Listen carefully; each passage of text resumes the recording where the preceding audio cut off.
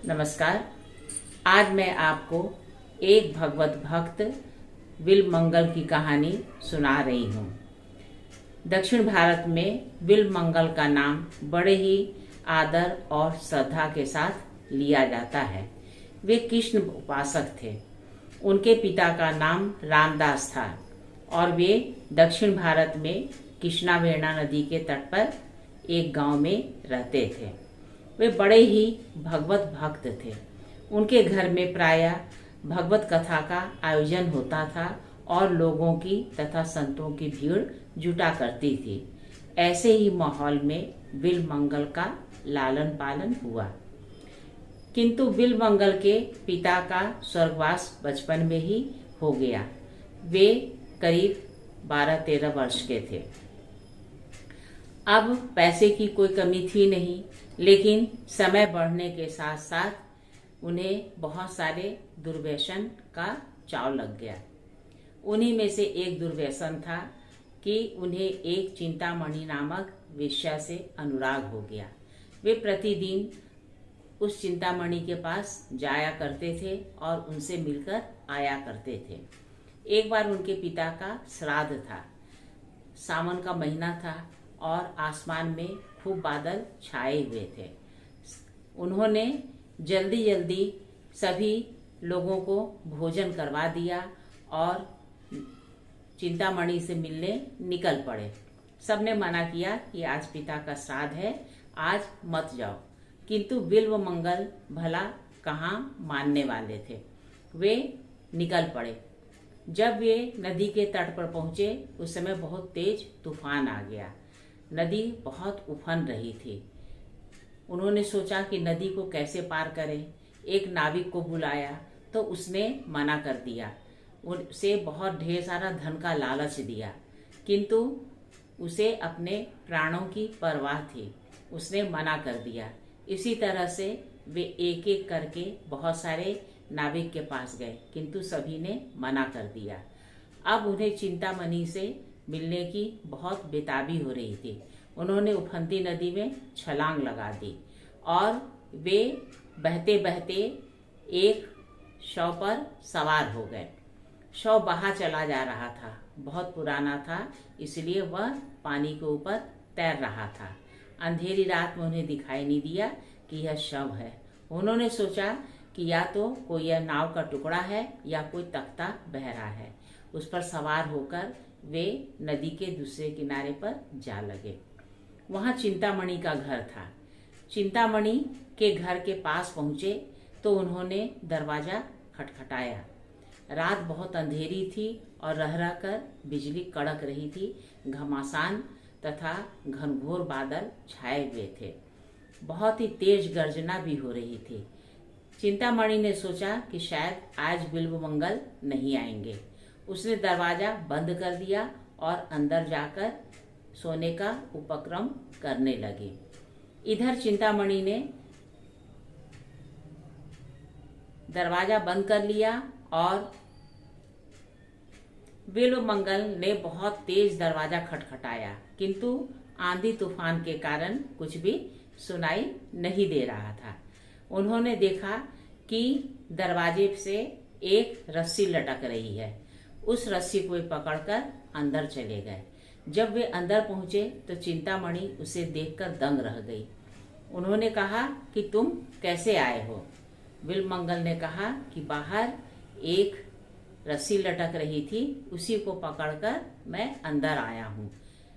चिंतामणि को उनके बदन से बहुत बदबू आ रही थी। कहा कि यह दुर्गंध कैसा है? तो कहा कि लकड़ी का एक तख्ता था, शायद मैं उसी पर बैठकर आया हूँ। चिंतामणि बाहर निकली। देखा उसके दरवाजे के पास ही शव उतरा रहा था। वह समझ गई कि बिल्वमंगल शव पर चढ़कर आए हैं और जिसे उन्होंने रस्सी समझा था वह कोई भयानक सर्प था। यह देखकर चिंतामणि बिगड़ गई।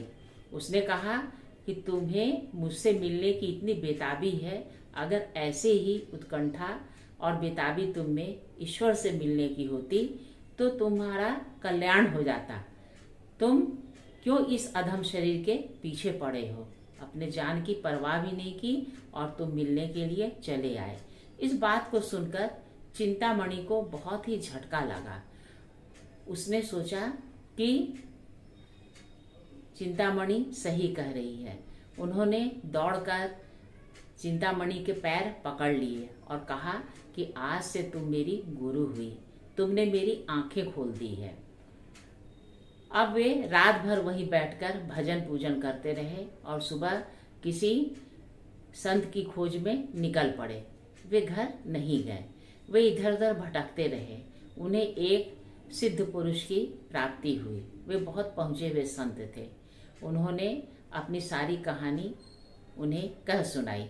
संत ने कहा कि ठीक है, तुम आश्रम में रहो, और उन्होंने उसे अपना शिष्य बना लिया।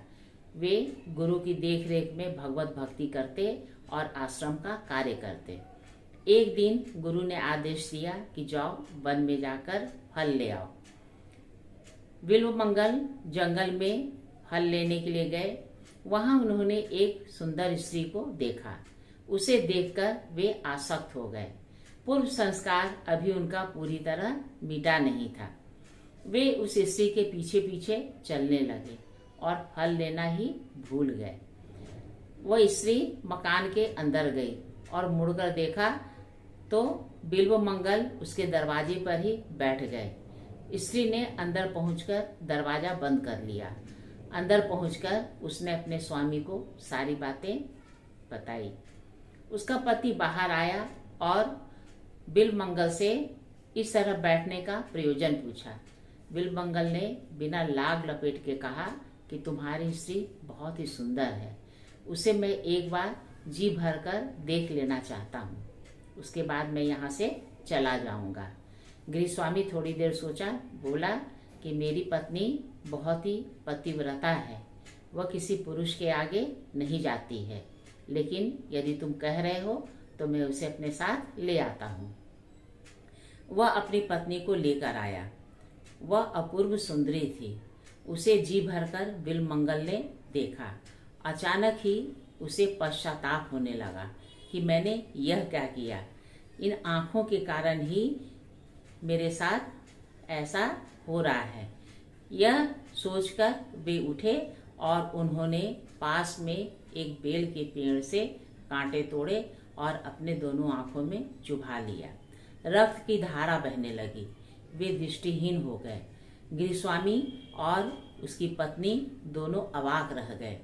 अब वहां से निकलकर बिल्वमंगल इधर उधर गांव-गांव, नगर-नगर भटकने लगे और श्री कृष्ण की याद में हे कृष्ण, हे कृष्ण, हे गिरधर मुरारी, हे गोपाल, इस तरह से रट लगाने लगे।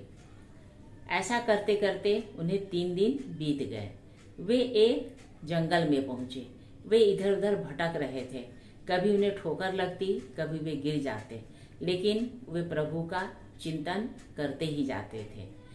उनकी यह दशा श्री कृष्ण से देखी नहीं गई। उन्होंने एक छोटे बच्चे का वेश बनाया और आकर कहा कि बाबा, तुम यहाँ निर्जन स्थान में क्यों बैठे हो? उस बालक की आवाज बड़ी मनमोहक थी। कृष्ण भगवान की आवाज सुनकर बिल्वमंगल मोहित हो गए। उन्होंने पूछा कि बेटा, तुम कौन हो? तुम्हारा नाम क्या है? कृष्ण भगवान ने कहा कि मैं एक ग्वाला हूँ और मैं यहीं पास में अपनी गायें चरा रहा था। आपकी आवाज सुनकर मैं यहाँ चला आया। और मेरा नाम क्या है? जो जिस नाम से पुकारता है प्रेम से, मैं उसी के पास चला आता हूँ। आप जिस नाम से मुझे बुलाएंगे मैं आपके सामने उपस्थित हो जाऊंगा। बिल्वमंगल ने कहा कि अच्छा। वे भूखे थे। भगवान ने उन्हें मिठाइयों का दोना दिया। वे खा गए और इस पर बालक ने कहा कि मैं कल फिर आऊंगा। इसी तरह का क्रम चलता रहा। कृष्ण भगवान रोज उनके लिए भोजन का प्रबंध करते और बिल्वमंगल खाकर अपनी भूख मिटाते। एक दिन बालक ने पूछा कि बाबा, वृंदावन चलोगे? अब बिल्वमंगल का घाव हरा हो गया। उनकी आंखें तो थी नहीं, वे बोले, बेटा मैं क्या करूं, मैं तो दृष्टिहीन हूं, मैं कैसे जाऊंगा। इस पर बालक ने कहा कि मैं आगे आगे चलता हूं, पीछे आप अपनी लाठी पकड़ लीजिए। इस तरह से कृष्ण भगवान आगे आगे चले और बिल्वमंगल लाठी का पिछला सिरा पकड़कर चलने लगे। थोड़ी दूर चलने पर कहा कृष्ण भगवान ने कि लो वृंदावन आ गया। अब बिल्वमंगल को शक हुआ कि इतनी जल्दी वृंदावन कैसे आ गया। उन्होंने लपक कर हाथ पकड़ लिया, कहा कि बेटा सही सही बताओ तुम कौन हो और मेरे लिए इतना उद्यम क्यों करते हो।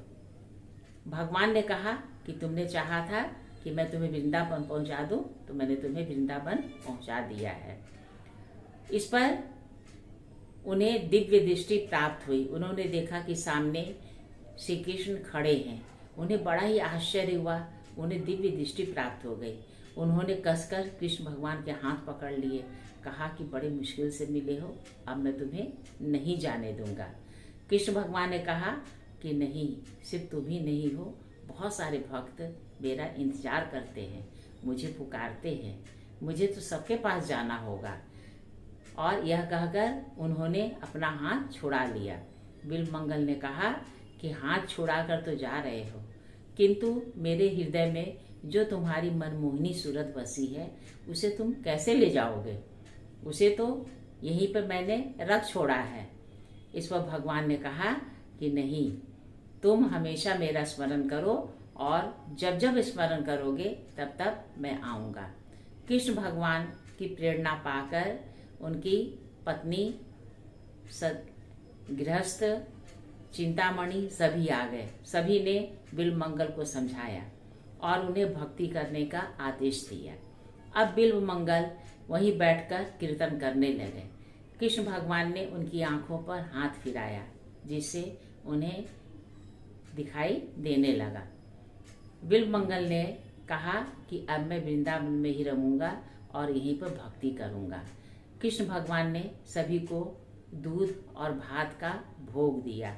सभी कृतज्ञ हो गए। बिल्वमंगल के प्रभाव से चिंतामणि, गृहस्थ और उसकी पत्नी सबों ने भगवान कृष्ण के दर्शन किए। ये है भगवान की महिमा। अब भगवान की प्रेरणा पाकर बिल्वमंगल भगवान की भक्ति और उनके गायन का प्रचार करने लगे। जब उनका शरीर पूरा हुआ तब वे परलोक सिधार गए। ऐसे हैं हमारे भक्त और ऐसे हैं हमारे भगवान। मेरा ख्याल है यह कहानी आपको अच्छी लगी होगी। कृपया आप अपनी टिप्पणियाँ भेजिएगा। आपकी टिप्पणियों का हमें इंतज़ार रहता है। नमस्कार।